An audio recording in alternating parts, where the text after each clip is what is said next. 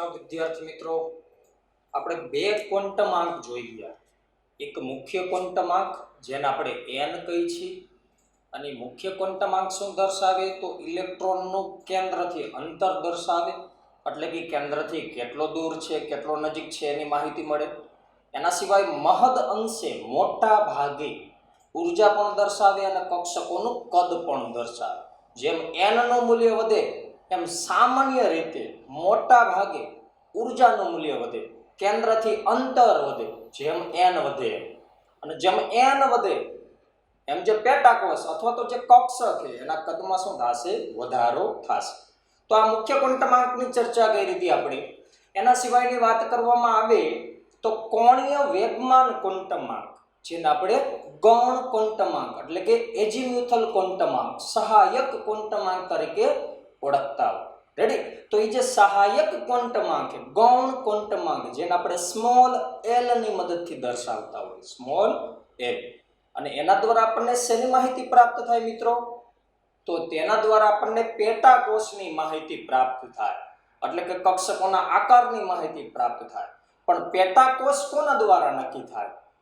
તો ગૌણ ક્વોન્ટમ આંક દ્વારા. પણ હવે આપણે જે ત્રીજો ક્વોન્ટમ આંક છે, કુલ 4 ક્વોન્ટમ આંક, તો ત્રીજો ક્વોન્ટમ આંક એ ચુંબકીય ક્વોન્ટમ આંક અથવા તો ચુંબકીય કક્ષકીય ક્વોન્ટમ આંક, મેગ્નેટિક ક્વોન્ટમ નંબર. તો આ જે મેગ્નેટિક ક્વોન્ટમ નંબર છે એ શેની માહિતી આપશે? એ કક્ષકોની માહિતી આપશે. ફરીથી n એટલે મુખ્ય ક્વોન્ટમ આંક. મુખ્ય ક્વોન્ટમ આંક શેની માહિતી આપે? ઇલેક્ટ્રોનનું કેન્દ્રથી અંતર કેટલું છે એની માહિતી આપે. એના સિવાય મહદઅંશે ઉર્જાની માહિતી આપે. એના સિવાય કક્ષકોના કદની માહિતી આપે. એના પછી સેકન્ડ નંબરે આપણે જોયું કોણીય વેગમાન ક્વોન્ટમ આંક એટલે કે ગૌણ ક્વોન્ટમ આંક. એ આપણને પેટાકોષની માહિતી આપે, એટલે કે કયો પેટાકોષ છે, s p d કે f, એની માહિતી આપણને l ની મદદથી મળે. જ્યારે ચુંબકીય ક્વોન્ટમ આંક જેની મદદથી આપણને કક્ષકની માહિતી મળશે, એટલે કે દિક વિન્યાસની માહિતી મળશે. જોઈએ આપણે તો થર્ડ નંબર આવશે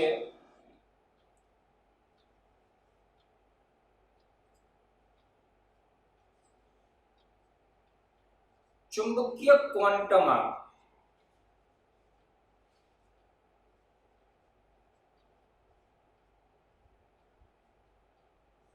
જેને આપણે શું કહીએ?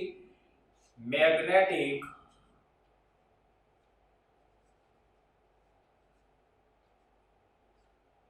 Quantum number. Magnetic quantum number એટલે કે ચુંબકીય ક્વોન્ટમ આંક. તો આ શેની માહિતી આપે મિત્રો? તો એ કક્ષકની માહિતી આપે. કક્ષકની માહિતી આપે,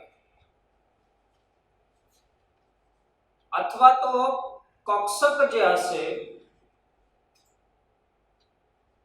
એ કક્ષકના દિક વિન્યાસની માહિતી આપે. દિક વિન્યાસ.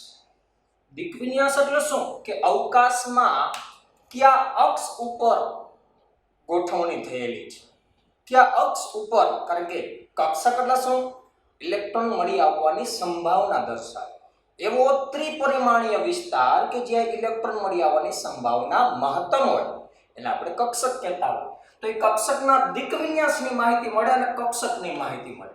પેટાકોષની માહિતી l દ્વારા મળે, ગૌણ ક્વોન્ટમ આંક દ્વારા. જ્યારે ચુંબકીય ક્વોન્ટમ આંક દ્વારા કક્ષકની માહિતી મળે અને કક્ષકના દિક વિન્યાસ એટલે ઓરિએન્ટેશન, એટલે કે અવકાશમાં એની ગોઠવણીની વાત છે. તો એ જ્યારે આપણે આગળ કક્ષક ને એને બંધારણ જોશું ત્યારે આપણને આઈડિયા આવશે. હવે જો ત્રણેય ક્વોન્ટમ આંક, મુખ્ય ક્વોન્ટમ આંક, ગૌણ ક્વોન્ટમ આંક અને ચુંબકીય ક્વોન્ટમ આંક ને કનેક્ટેડ કરવું તો ચુંબકીય ક્વોન્ટમ આંક જે છે એને આપણે સ્મોલ m ની મદદથી દર્શાવતા હોય, સ્મોલ m.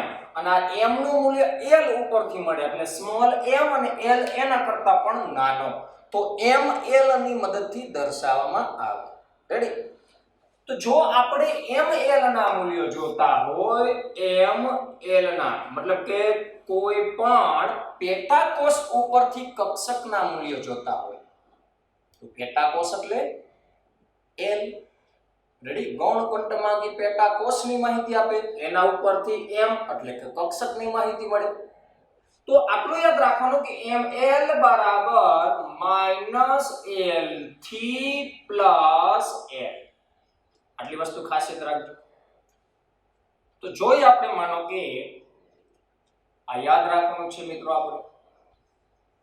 તો ત્રણેય ક્વોન્ટમાંકને એકબીજા સાથે આપણે કનેક્ટેડ કરી છે મિત્રો. ચાલો આ લઉં n એટલે કે મુખ્ય ક્વોન્ટમાંક. મુખ્ય ક્વોન્ટમાંકનું મૂલ્ય 1 હોઈ શકે, 2 3 4 5 6 ડેશ ડેશ ડેશ હોઈ શકે, આપણને ખબર છે. અહીંયા લઈ આપણે l નું મૂલ્ય, અને l નું મૂલ્ય કેવી રીતે મળે? તો 0 થી n-1 ઉપરથી, 0 થી n-1. તો n ઉપરથી l મળી જાય કેવી રીતે? 0 થી n-1 ની મદદથી. એના સિવાય માનો કે ટૂંકમાં આપણે લઈ લેવાનો n એટલે કે મુખ્ય ક્વોન્ટમાંક એટલે કે કક્ષા ક્રમાંક. રેડી, કક્ષા એટલે કે ઓર્બિટ અથવા તો એને સેલ તરીકે પણ ઓળખવામાં આવે, સેલ કોષ. રેડી, તો n નું મૂલ્ય 1 હોય તો 0 થી 1 - 1 એટલે કે 0, તો l નું મૂલ્ય 0 મળે. n નું મૂલ્ય 2 હોય મિત્રો, 2, તો 0 થી 2 - 1, 0 થી 2 - 1 એટલે કે 0 થી 1, અને 0 થી 1 મતલબ 0 અને 1, તો 2 આરે 0 લેવાનું અને 2 આરે 1 લેવાનું મિત્રો. હવે માનો કે આપણે મૂલ્ય 3 લઈ, n નું મૂલ્ય 3 છે મિત્રો, તો 0 થી 3 - 1, તો 0 થી 2, અને 0 થી 2 એટલે 0 1 અને 2, તો 3 આરે 0, એક વાર 3 આરે 1 અને એક વાર 3 આરે 2. એવી રીતે આપણે લઈ માનો કે n નું મૂલ્ય 4, તો 0 થી 4 - 1 એટલે કે 0 થી 3. 0 થી 3 મતલબ શું? કે 0 1 2 અને 3, તો 4 આરે 0, 4 સાથે 1, 4 સાથે 2 અને 4 સાથે 3. સમજાય કેનો મતલબ? તો આ l ના મૂલ્ય મળ્યા. હવે જો l શું દર્શાવે મિત્રો? પેટાકોષ દર્શાવે. શું દર્શાવે? પેટાકોષ. રેડી, તો પેટાકોષ આપણને મળશે. પેટાકોષ, કોષને શું કીધું આપણે? ઓર્બિટ. ઓર્બિટ કીધું. શું કીધું? ઓર્બિટ. તો પેટાકોષ એટલે શું? સબ ઓર્બિટ. ઓર્બિટ એટલે કોષ અથવા તો કક્ષા. તો પેટાકોષ એટલે સબ ઓર્બિટ અથવા તો સેલ, તો સબ સેલ. અને સબ સેલ તરીકે પણ ઓળખવામાં આવે, સબ સેલ. રેડી, સબ સેલ અથવા સબ ઓર્બિટ તરીકે ઓળખવામાં આવે પેટાકોષને.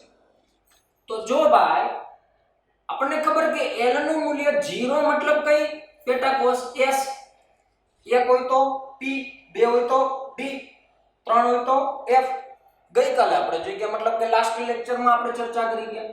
તો 0 હોય તો આપણને ખબર આ લખી દઉં કે l નું મૂલ્ય જ્યારે 0 તો s, 1 તો p, 2 તો d, 3 તો f, 4 તો g, 5 તો h i j k. આગળ જઈ શકી, પણ આપણે અહીંયા સુધીની જ જરૂર પડશે. l ના મૂલ્ય પરથી પેટાકોષ મળ્યો. આ s, p, d અને f પેટાકોષ છે. કક્ષક વસ્તુ જુદી હમણાં આઈડિયા આપણને આવશે. જો કે ઉપરસલી ચર્ચા મેં કક્ષક લઈ લીધી હતી, પણ હવે એની ચર્ચા આપણે ડીપમાં કરવાના છે. તો પેટાકોષ મુખ્ય ક્વોન્ટમાંક 1 કે નામ આગળ દર્શાવવામાં આવે તો 1 અને 0 એટલે s, તો s નાનો કરવાનો. મુખ્ય ક્વોન્ટમાંક 2 તો 2 મોટા બગડો મોટો, 0 તો s 2, અને l નું મૂલ્ય 1, l નું મૂલ્ય 1 તો p મિત્રો, તો 2p. 3 है तो 3 मुख्य क्वोंटमांक, 0 तो s 3 मुख्य क्वोंटमांक 1, l નું મૂલ્ય 1 એટલે p, તો 3p. 3 2 એટલે l નું મૂલ્ય 2 હોય તો d પેટાકોષ થશે, તો 3d. 4 અને 0 તો 4s, 4 અને 1 તો 4p, 4 અને 2 તો 4d, અને 4 અને 3, 3 મતલબ f, તો 4f. રેડી, આ આપણને પેટાકોષ મળે છે મિત્રો. શું મળે છે આપણને? પેટાકોષ. રેડી? તો આ બે ક્વોન્ટમ આંક ઓલરેડી આપણે જોઈ ગયા હતા. હવે ચર્ચા કરવી છે આપણે ml ની. ml એટલે ચુંબકીય ક્વોન્ટમ આંક. પણ આ ml નું મૂલ્ય જોતું હોય. ml એટલે ચુંબકીય ક્વોન્ટમ આંક. જો l કેમ દર્શાવવામાં આવે? કારણ કે m ડિપેન્ડન્ટ ઓન l. એટલે કે m જે છે એ l ઉપર આધાર રાખે. l ના મૂલ્ય ઉપરથી m નું મૂલ્ય મળે. એટલે કે ગૌણ ક્વોન્ટમ આંકના મૂલ્ય ઉપરથી. સીધી વાત, મુખ્ય ક્વોન્ટમ આંકના મૂલ્ય ઉપરથી ગૌણ ક્વોન્ટમ આંકનું મૂલ્ય મળે. ગૌણ ક્વોન્ટમ આંકના મૂલ્ય ઉપરથી ચુંબકીય ક્વોન્ટમ આંકનું મૂલ્ય મળે. રેડી? તો ml તો કેવી રીતે આપણને મળશે? મતલબ આ l ના મૂલ્ય ઉપરથી m નું મૂલ્ય મળશે. તો આપણે લખાયું તો શું કે -l થી +l. હવે સમજો ખાસ કે અહીંયા l નું મૂલ્ય 0 છે. આ n1 અને l નું મૂલ્ય 0 છે મિત્રો. રેડી? તો -0 થી +0 મતલબ 0. તો ml નું મૂલ્ય મળશે આપણને 0. વળી પાછું l નું મૂલ્ય 0 है. तो -0 થી +0 મતલબ 0. પછી 1 है l નું મૂલ્ય. તો -1 થી +1. હવે -1 થી +1 મતલબ શું? આ થી છે મિત્રો 2. -l2 +l. તો -1 થી +1 મતલબ -1 0 અને +1. પછી 0 આવશે ને મિત્રો. તો -1 0 અને +1. વળી પાછું 0 है. तो -0 થી +0 મતલબ 0. પછી વળી 1 है. તો -1 થી +1 એટલે કે -1 0 અને +1. પણ ખાલી 1 લખો મતલબ એ પ્લસ. નિશાની કરવી તો કરી શકો. અને 2 છે તો -2 થી +2. અને -2 થી +2 મતલબ -2 -1 0 +1 અને +2. તો -2 થી +2 કહેવાય મિત્રો. વળી પાછું 0 તો -0 થી +0 મતલબ 0. વળી 1 તો -1 0 અને +1 કારણ કે -1 થી +1 છે. રેડી? પછી 2 છે મિત્રો. -2 થી +2 તો -2 -1 0 +1 અને +2. પછી 3 છે મિત્રો. -3 થી +3 તો -3 -2 -1 0 +1 +2 અને +3. હવે સમજો ખાસ શું? જો l નું મૂલ્ય છે ને એના કરતા n નું મૂલ્ય વધારે જ હોય. 0 કરતા 1 મોટો, 0 કરતા 2 મોટો, 1 કરતા 2 મોટો, 0 કરતા 3 મોટો, 1 કરતા 3, 2 કરતા 3 મોટા, 1 કરતા 4, 2 કરતા 4, 3 કરતા 4. એનો મતલબ શું થયો કે n is always greater than l. આ મૂલ્ય ઉપરથી આપણને આઈડિયા આવે કે n is always greater than l. હવે l ના મૂલ્ય જોવો જોઈએ. l નું મૂલ્ય 0 તો ml નું મૂલ્ય 0. મારા આ બેની કમ્પેરીઝન કરવું છે મિત્રો. રેડી? કે આ બે વચ્ચે શું સંબંધ છે? આ 0 હોય ત્યારે 0 હોય મતલબ કે આ બંને બરાબર હોઈ શકે. આ 0 હોય ત્યારે 0. આ 1 છે ત્યારે -1 કઈ છે? 0 છે +1 છે. મતલબ શું? આ 0 કરતા 1 મોટો છે ને 1 બરાબર 1 છે. એનો મતલબ એવો થયો કે ml કરતા l એ મોટો પણ હોઈ શકે અથવા તો સમાન હોઈ શકે. એટલે કે અહીં લખું greater than or equal to. સમજો ખાસ. ml અને l એના મૂલ્યો સમાન હોઈ શકે અથવા તો ml કરતા l મોટો હોય. ક્યારે ml કરતા l નાનો ન હોય અને l કરતા l એ હંમેશને માટે મોટો હોય. તો આ બહુ ખૂબ જ મહત્વનો છે. પોઈન્ટ ધ્યાન રાખજો મિત્રો. કારણ ઘણીવાર એવું પૂછવામાં આવે કે ઇલેક્ટ્રોન માટે નીચે પૈકી ક્વોન્ટમાંકનો કયો સેટ યોગ્ય નથી. નીટ અને જેડબલ માં ખૂબ જ પૂછે. નીટમાં તો ખૂબ જ પૂછે. તો આ વસ્તુ યાદ રાખજો કે ml કરતા l એ મોટો હોય અથવા તો સમાન હોય. Greater than n equal to. સમજી શકો mathematically symbol greater than and equal to. જ્યારે n is always greater than l. સમજાય? હવે જો કે l ઉપરથી પેટાકોષની માહિતી મળી અને ml ઉપરથી કક્ષકની માહિતી મળશે મિત્રો. કક્ષક જેને આપણે શું કીધું ઓર્બિટલ કે જેમાં મહત્તમ 2 જ ઇલેક્ટ્રોન સમાઈ શકે જો s માં 2 સમાય s માં 2 સમાય p માં 6 ઇલેક્ટ્રોન સમાય d માં પછી 3p હોય તો ભલે 2p હોય તો ભલે p હોય ને એટલે 6 ઇલેક્ટ્રોન સમાય d હોય તો 10 ઇલેક્ટ્રોન સમાય રેડી અને f હોય તો 14 ઇલેક્ટ્રોન સમાય રેડી હમણાં હું લખી દઉં પણ અહીંયા વાત કરીએ આપણે કક્ષક તો ml0 है तो 1s ની કોઈ કક્ષક નથી મતલબ 1s પેટા કોષની પોતે જ એક કક્ષક છે તો અહીં લખીશું 1s પછી 2s તો 0 એ 2s પેટા કોષ જે છે એ જ એની કક્ષક છે તો 2s પણ હવે જોજો મિત્રો 2p ના ત્રણ મૂલ્યો છે -1 0 1 તો ત્રણ કક્ષક મળશે 1 2 3 આ મૂલ્યો સૂચવે છે કક્ષકોના મૂલ્યો છે મિત્રો તો 2p है પણ ત્રણ કક્ષક है તો કઈ કઈ px py pz તો ત્રણ મળશે આપણને 2p 2px 2py અને 2pz 2px 2py 2pz અને 3s તો 3s માં 3s લખશો મિત્રો પછી વળી 3p એના ત્રણ મૂલ્યો છે મિત્રો જેમ 2px 2py 2pz આવ્યું એમ અહીંયા લખશું આપણે 3px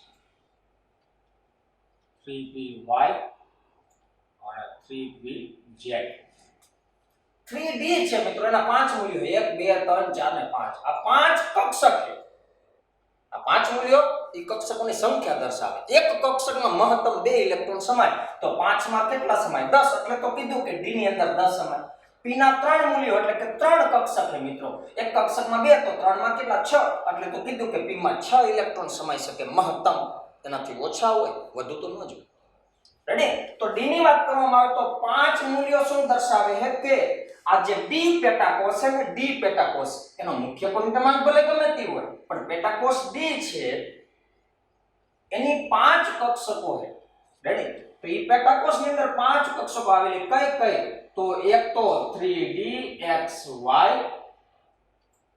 3dyz અને 3dzx xy yz zx અને બીજી બે કઈ તો 3d x2 y2 અથવા માઈનસ બોલો તો ચાલે કોઈ બાદ બાકી નથી કરવાનું અને સંજ્ઞા આપી આ કક્ષકોના નામ છે રેડી અને હજી એક આવશે 3d z2 તો 5 1 2 3 4 અને 5 પછી અહીંયા આગળ મુખ્ય ક્વોન્ટમાંક ભલે હોય પણ d ના તો આ પાંચ જ પ્રકાર હોય પછી વળી આવ્યું 0 તો અહીં લખવાનું 4s તો 4s પછી 4p -1 0 અને +1 તો 4px 4py અને 4pz પછી વળી 4d આવે મિત્રો તો 4dxy 4dyz 4dzx અથવા xz જોજો અહીંયા yz લખો કે zy લખો ચાલે xy લખો કે yx લખો ચાલે xz કે zx લખો ચાલે એની અરે કાઈ મતલબ નથી હવે અહીંયા વાત કરીએ કે 4d x2 y2 અહીંયા પાછું y2 x2 નથી લખવામાં આવતું એ ઓકવર્ડ થઈ જશે રે ખોટું ન ગણે ચાલે પણ નથી લખતા આપણે 4d x2 y2 અને 4d z2 અને z ની જગ્યાએ x2 કે y2 લખી શકાતું નથી ખાસ ધ્યાન રાખજો રેડી પછી 4f ની વાત કરવામાં આવે એની 7 કક્ષકો છે આ 4f પેટા કોષ છે મિત્રો રેડી 4f પેટા કોષ છે કે જેની અંદર 7 કક્ષકો આવે પણ આ 7 કક્ષકોના નામ આપણે યાદ રાખવાના નથી f વિશે આપણે ડિટેલમાં ભણવાના નથી ખાસ ધ્યાન રાખજો રેડી બીજી બાબત અહીં લખી દઉં તમને કે s p d અને f આ નામ શેના ઉપરથી આ મતલબ સંજ્ઞા શેના ઉપરથી આપવામાં આવી 7 ઉપરથી s લેવામાં આવ્યો 7 ઉપરથી રેડી અને d ફોર ડિફ્યુઝન આ વધારાની માહિતી માટે છે મિત્રો અને f ફોર ફંડામેન્ટલ ઉપરથી લેવામાં આવ્યો છે રેડી? આટલા ખાલી યાદ રાખજો, પીની કઈ જરૂર નથી. રેડી? આ તો માહિતી માટેની વાત છે મિત્રો. આ શેના માટેની વાત છે? માહિતી માટે. આ ક્યાંય તમને જોવા નહીં મળે. આ તો મને 3 યાદ હતું એટલે કહી દીધું. પી નું પણ કંઈક છે પણ મને યાદ નથી, જેની કાંઈ જરૂર જ નથી. ક્યાંય આનો એમસીક્યુ કોઈ બુકમાં ક્યાંય જોવા મળશે નહીં. કોઈને ખબર જ નથી એકચ્યુઅલમાં એસપી ડી અને એફ શા માટે આપવામાં આવ્યું. રેડી? પણ મને યાદ હતું 3 નું. પી નું મને અત્યારે હાલ યાદ નથી પણ એની કઈ જરૂર નથી. રેડી? હવે ચર્ચા કરવી આગળ. આ જે એસપી ડી અને એફ છે એની આગળ મુખ્ય ક્વોન્ટમાંક ભલે ગમે તે હોય પણ છે તો આ પેટાકોષ મિત્રો. સ્મોલ માં દર્શાવો એસપી ડી અને એફ. તો આ એસ જે છે એની કક્ષક કેટલી ભાઈ? કક્ષક પી ની કક્ષક કેટલી? px py pz એટલે કે 3. ડી ની કેટલી ભાઈ? તો 5. કઈ dxy dyz dzx dx2 y2 અને dz2. અને f ની કેટલી મિત્રો? 7. અને આ 7 ના આપણે નામ યાદ રાખતા નથી, ભણતા નથી, કે કોર્સમાં જ નથી. તો આજે વાત કરી ઈ કક્ષકની વાત થઈ મિત્રો. કક્ષકની સંખ્યા થઈ આ. તો એમાં ઇલેક્ટ્રોન કેટલા સમાશે મિત્રો? એક કક્ષકમાં 2 ઇલેક્ટ્રોન સમાય, 3 કક્ષકમાં 6 સમાય, 5 માં 5 તો 10 સમાય, 7 માં કેટલા સમાશે મિત્રો? 14. તો આ ઇલેક્ટ્રોનની સંખ્યા છે.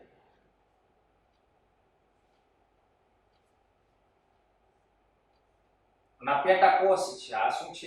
sp d અને f પેટા કોષ છે મિત્રો. હવે s ની અંદર 2 ઇલેક્ટ્રોન સમાય, તેથી જ s વિભાગમાં 2 સમૂહ આવેલા, સમૂહ 1 અને 2. એવી રીતે p ની અંદર 6 ઇલેક્ટ્રોન સમાતા હોવાના કારણોસર એને 6 સમૂહમાં વહેંચવામાં આવ્યા. કયા કે સમૂહ? 13 થી 18. તો 13 થી 18 એટલે 6 સમૂહ થયા. કેમ? કારણ કે એમાં 6 ઇલેક્ટ્રોન જ સમાઈ શકે. જ્યારે ડી વિભાગમાં કયા સમૂહ આવેલા હોય? 3 થી 12. અને 3 થી 12 એટલે 10 સમૂહ. કેમ? કારણ કે એમાં 10 જ ઇલેક્ટ્રોન સમાઈ શકે. સમજાય તો? તો આટલી વસ્તુ. હવે જો એક બીજી બાબત, એક સૂત્ર તમારે યાદ રાખવાનું થશે. કક્ષકીય કોણીય વેગમાન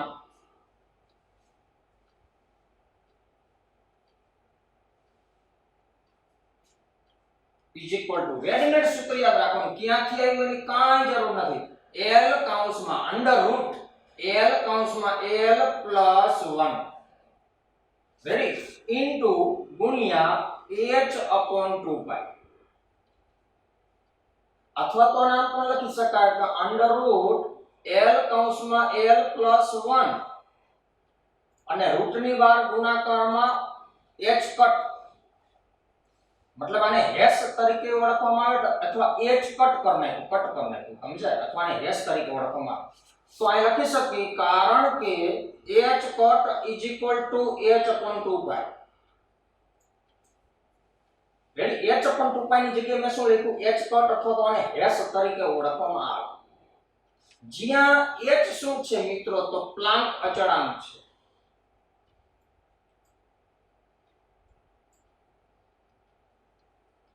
પ્લાન્ક અચળાંક.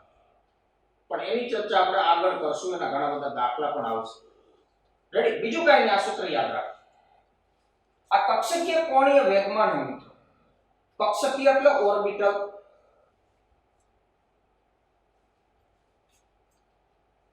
અને કોણીય, કોણ એટલે ખૂણો, ખૂણો એટલે એંગલ. તો ઓર્બિટલ એંગ્યુલર, એંગલ ઉપરથી એંગ્યુલર, અને વેગમાન એટલે મોમેન્ટમ.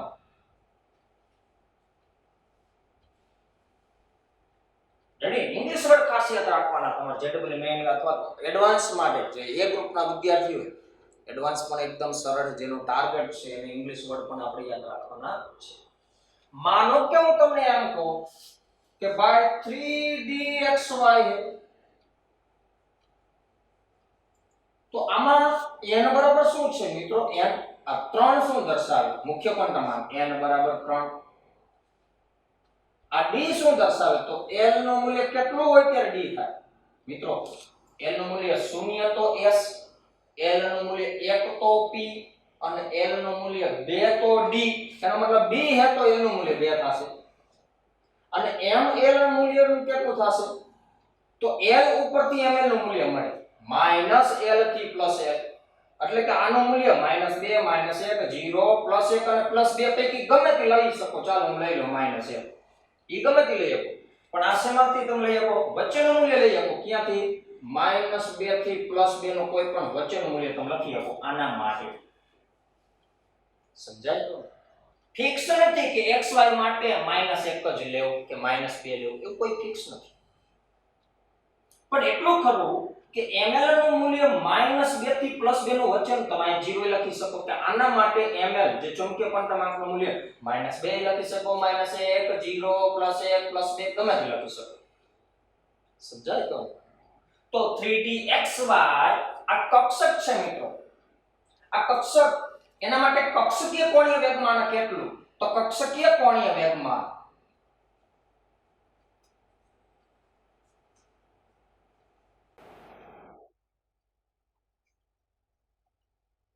ઇઝ ઇક્વલ ટુ, આ સૂત્ર છે કે √l કૌંસમાં l + 1 ઇન્ટુ h/2π. ચાલો, તો આમાં l નું મૂલ્ય શું મળ્યું મિત્રો? l નું મૂલ્ય 2, તો લખો 2. તો 2 કૌંસમાં 2 + 1 ઇન્ટુ h/2π. આ h/2π અંડર રૂટમાં નથી, અંડર રૂટની બહાર છે મિત્રો, ધ્યાન રાખજો. લાંબુ લીટું ખેંચતા નહીં.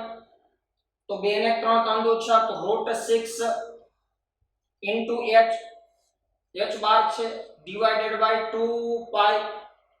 તો √6 ઇન્ટુ h/2π અથવા તો √6 ઇન્ટુ h કટ, કારણ કે h/2π બરાબર આપણે શું લખી છે મિત્રો? h cut. તો આની જગ્યાએ તમને 3s આપેલું હોય, s આપેલું હોય તો l નું મૂલ્ય 0 મૂકી દેવાનું મિત્રો. 3p માટેની વાત હોય તો માનો કે 4px હોય તો ખાલી 4p હોય. આપણે આ ml ના રીતે મતલબ નથી, મૂલ્ય તો l જ જોઈએ. l ના મૂલ્ય ઉપરથી કક્ષકીય કોણીય વેગમાન આપણને મળી જાય મિત્રો. તો તમે 4p માટે કક્ષકીય કોણીય વેગમાન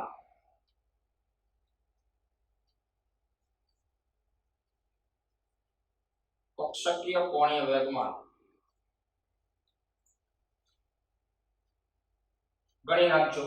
તમને આપી દો વર્કમાં 4p કક્ષક માટે હાઈલાઈટ આપી દો કે l નું મૂલ્ય કેટલું થશે? p માટે 1, તો 1 મૂકી દો. 1 + 1 એટલે 2. રેડી? અને 2 × 1 એટલે 2, તો √2. સમજાય કરવાનું? ચાલો અહીં લઈ લે. આના માટે આપણે અહીં લઈ લે કે √l કૌંસમાં l + 1 ઇન્ટુ h/2π મિત્રો.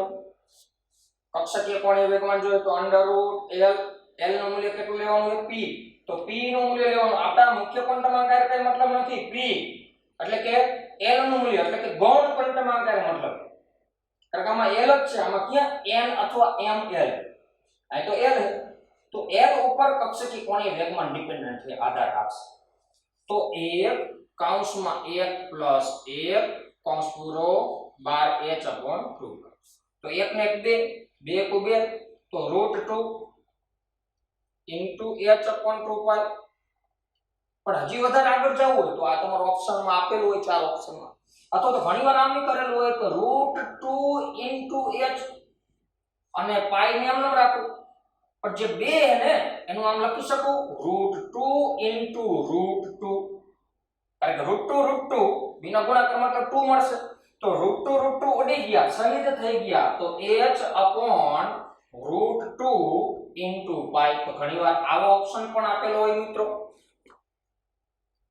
સમજી શકાય? તો એક આ સૂત્ર ખૂબ જ મહત્વનું છે. કક્ષકીય કોણીય વેગમાનને ત્રિકોણ સ્ટાર કરી નાખો મિત્રો. આ સૂત્ર યાદ રાખજો. 10 વાર લખવાનું તમારા માત્ર સૂત્ર આ બે.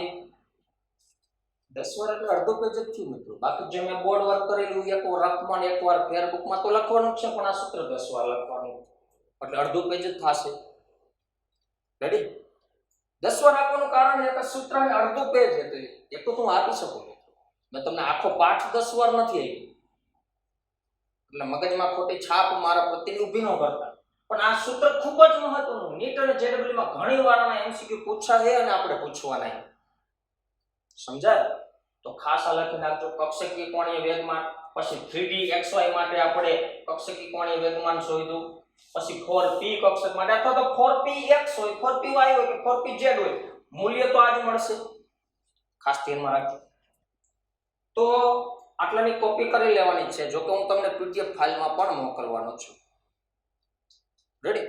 પછી થોડાક એમસીક્યુ આપણે સોલ્વ કરી મિત્રો. જોઈએ આપણે લખી લ્યો આટલું. સ્ક્રીનશોટ લગાવી દો.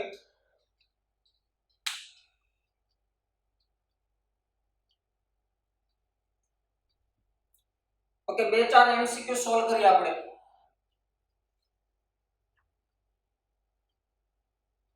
મેં કીધું કે s માં 2 ઇલેક્ટ્રોન સમાઈ શકે, p માં 6 સમાઈ શકે, d માં 10 સમાઈ શકે, f માં 14 ઇલેક્ટ્રોન સમાઈ શકે મિત્રો. હવે આપણે ચર્ચા કરવી છે કે માનો કે એક એક્ઝામ્પલ લઈ ચાલો આપણે. આ એક્ઝામ્પલ હું તમને એમ કહું કે n નું મૂલ્ય 4 છે.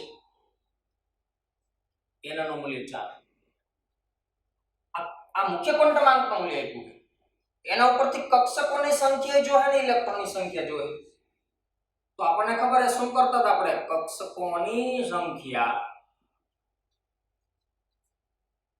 n² અને ઇલેક્ટ્રોનની સંખ્યા. મુખ્ય ક્વોન્ટમાંકના મૂલ્ય ઉપરથી કક્ષકની સંખ્યા અને ઇલેક્ટ્રોનની સંખ્યા શોધવી. તો આનું સૂત્ર હતું 2n². તો n² એટલે n એટલે 4, તો 4 નો વર્ગ મતલબ ચોકો 16 અને અહીંયા 2 ગુણ્યા 4 અને 4 નો વર્ગ એટલે ચોકો 16 અને 16 દુ 32. તો નામથી ખબર પડી જાય ભાઈ આ 16 હોય તો એક કક્ષકમાં 2 ઇલેક્ટ્રોન સમાય તો 16 માં 32 સમાય ને ત્રિરાશિ. તો માત્ર જ્યારે n નું મૂલ્ય આપ્યું હોય ત્યારે આપણે આ સૂત્રનો ઉપયોગ કરતા હોઈએ મિત્રો. ગઈકાલે પણ લખ્યું હતું. પણ હવે માનો કે બીજું એક્ઝામ્પલ લઉં કે n નું મૂલ્ય 4 છે મિત્રો, ત્યારે l નું મૂલ્ય માનો કે હું એમ કહું કે 3 છે મિત્રો. રેડી? અહીં લખી ચાલો. n નું મૂલ્ય 4 અને l નું મૂલ્ય 3. હવે આવી કક્ષકોની સંખ્યા જોઈ છે.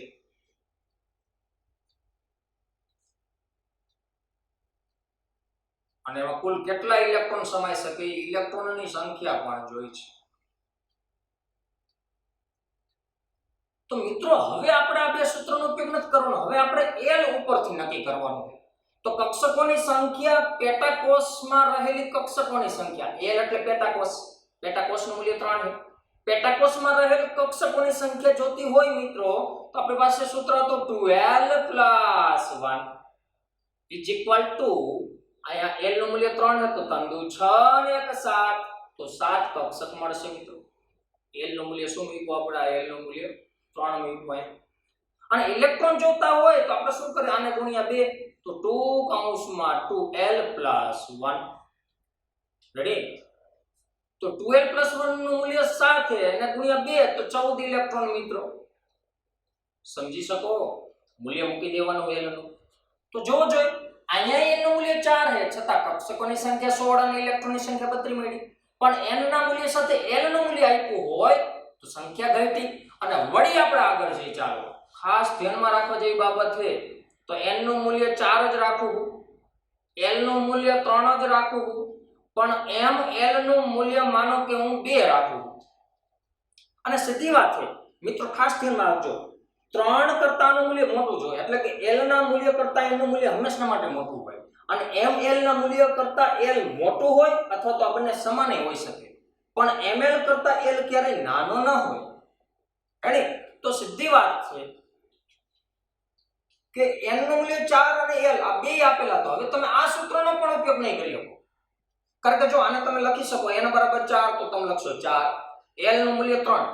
તો આપણને ખબર છે કે ભાઈ l નું મૂલ્ય 0 હોય તો s, 1 હોય તો p, 2 હોય તો d અને 3 હોય તો f. વારંવાર આ યાદ રાખવાનું છે. તો l નું મૂલ્ય 3, 3 એટલે f, તો આ 4f અને 4f l નું મૂલ્ય 3 તો ml ના મૂલ્ય કેટલા મળે? ml નું મૂલ્ય l ઉપરથી મળે. તો આપણને ખબર છે કે ml બરાબર શું છે ભાઈ? ml કેવી રીતે મળે? -l થી +l.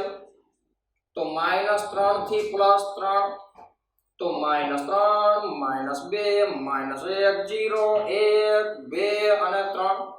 તો 1 2 3 4 5 6 અને 7 કક્ષક મળી. અને 7 કક્ષક હોય તો કક્ષકોની સંખ્યા 7 મળશે. કક્ષકોની સંખ્યા 7 અને ઇલેક્ટ્રોનની સંખ્યા એનાથી ડબલ એટલે કે 14. અને ડાયરેક્ટ યાદ રાખી લો ને મિત્રો કે s માં 2 ઇલેક્ટ્રોન સમાય, p માં 6, d માં 10 અને f માં 14 ઇલેક્ટ્રોન સમાય. અને 14 ઇલેક્ટ્રોન તો કક્ષક એની અડધી હોય, કક્ષક કરતા ઇલેક્ટ્રોનની સંખ્યા ડબલ હોય. રેડી? તો અહીંયા વાત થશે પૂરી. ધ્યાન રાખજો n નું મૂલ્ય હોય તો કક્ષકોની સંખ્યા અને ઇલેક્ટ્રોનની સંખ્યા વધુ મળે. n અને l ના મૂલ્ય આપ્યા હોય તો થોડી ઓછી સંખ્યા મળે. આ સૂત્રનો ઉપયોગ ક્યારે કરવાનો? ખાલી n નું મૂલ્ય આપ્યું હોય ત્યારે. n અને l આપ્યું તો l વાળું સૂત્ર વાપરવાનું હોય. અને જ્યારે ml નું મૂલ્ય આપ્યું હોય ને, અહીંયા કોઈ પણ એક મૂલ્ય આપ્યું હોય ને, એટલે કક્ષકોની સંખ્યા મતલબ જો આ ml નું મૂલ્ય 2 આપ્યું હોય, ml નું મૂલ્ય 2 એટલે અહીંયા કક્ષકોની સંખ્યા કેટલી થશે મિત્રો? કક્ષકોની સંખ્યા તો એક જ થઈ ને, કુલ કેટલી મળે? 1 2 3 4 5 6 ને 7. એમાં અહીંયા ml નું મૂલ્ય કેટલું કીધું છે? 2 કીધું છે. તો કક્ષકોની સંખ્યા 1 થશે અને ઇલેક્ટ્રોનની સંખ્યા કેટલી થશે મિત્રો? 2 થશે. સમજાય કેવો મળ્યું? કારણ કે 2 આ એક કક્ષક, બીજી, ત્રીજી, ચોથી, પાંચમી, છઠ્ઠી અને સાતમી. પણ ml નું મૂલ્ય 2 હોય એવું કીધું તો એ એક જ કક્ષક થાય. અને એક કક્ષકમાં કેટલા ઇલેક્ટ્રોન સમાય? 2. આ એક કક્ષક, બીજી, ત્રીજી, ચોથી, પાંચમી, છઠ્ઠી અને સાતમી. આ મૂલ્ય કક્ષકોની સંખ્યા દર્શાવે. પણ ml નું મૂલ્ય 2 હતો એવી તો એક જ કક્ષક હશે. અને એમાં ઇલેક્ટ્રોન કેટલા સમાશે? 2. તો એક કક્ષક મળે ને 2 ઇલેક્ટ્રોન, એટલે સાચો જવાબ 1 અને 2 થશે. ધ્યાનમાં રાખજો. પછી અહીંયા કદાચ ml નું મૂલ્ય -3 હોય, -3, તોય કક્ષકોની સંખ્યા એક જ થાય ને 2 ઇલેક્ટ્રોન આવે. એક કક્ષકમાં 2 જ ઇલેક્ટ્રોન સમાય એટલે 1 અને 2 કરી નાખજો. ખાસ ધ્યાનમાં રાખજો. તો આની કોપી લગાવી દો. આગળ જે એક MCQ જોઈએ આપણે.